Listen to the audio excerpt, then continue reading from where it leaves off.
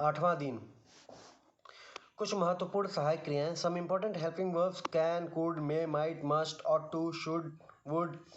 अब तक आपने तीनों कालों जो टेंस थे उनकी क्रियाओं का अभ्यास किया है। वहाँ भी आपने सहायक क्रियाओं स्पेशल वर्ब, जिसको ऑक्सिलरी वर्ब या हेल्पिंग वर्ब्स की भी कहा जाता है, का सहारा लिया था। चलिए अब कुछ और सहायक क्रियाओं का अभ्यास करें।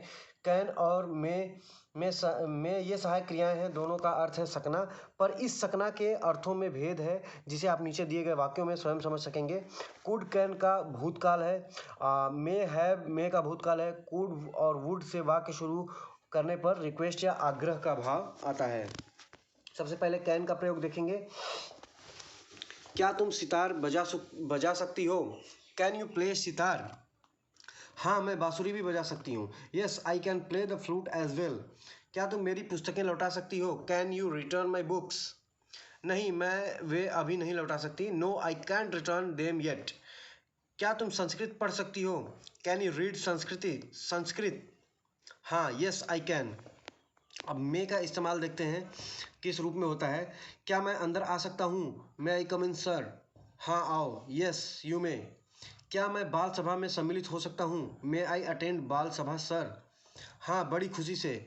यस विद ग्रेट प्लेजर, या इसकी जगह ऑफ कोर्स भी बोल सकते हैं। क्या मैं सुरेश के साथ जा सकता हूँ sir? Sir, may I accompany Suresh? नहीं, तुम पहले अपना काम पूरा कर लो। No, you better finish your work first. Could का प्रयोग। क्या तुम यह काम अकेले कर सके? Could you do this work alone? नहीं, मैं इसे अकेला नहीं कर सका। नो, आई कुड नॉट या आई कुडंट। क्या वह समय पर तुम्हारी मदद कर सकी? Could she help you in time? हाँ, कर सकी। Yes she could. क्या तुम मेरे लिए पानी ला सकते हो? Could you bring me a glass of water? खुशी से, with pleasure. Might, must, ought to और वुड और शुड का एग्जाम्पल देखते हैं। शायद सोहन ने उसकी मदद की। Sohan might have helped him. शायद वह यहाँ आया होगा। He might have come here. मुझे उसके विवाह पर अवश्य जाना चाहिए। I must attend his marriage. मुझे 10 बजे तक घर अवश्य पहुँचना चाहिए। I must reach home by 10 o'clock। हमें अपने से छोटों से प्यार करना चाहिए। We are to love your youngers. जरा यह चिट्ठी पोस्ट कर देंगे? Would you post this letter please?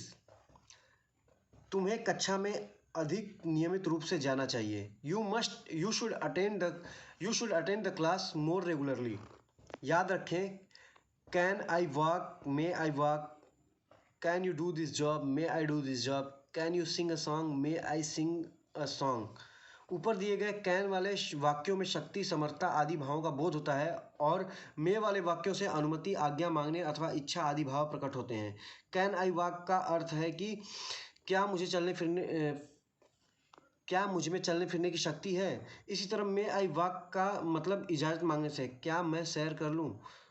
वैसे तो लोग कहीं कहीं मे के अर्थ में कैन का प्रयोग करते हैं। यह बोलचाल में तो चलता है पर उचित नहीं है।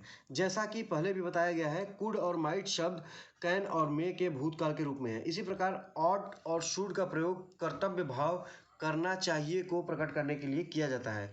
इन शब्दों के अर्थ को वाक्यों में इनका प्रयोग करके अच्छी तरह समझ लेना चाहिए।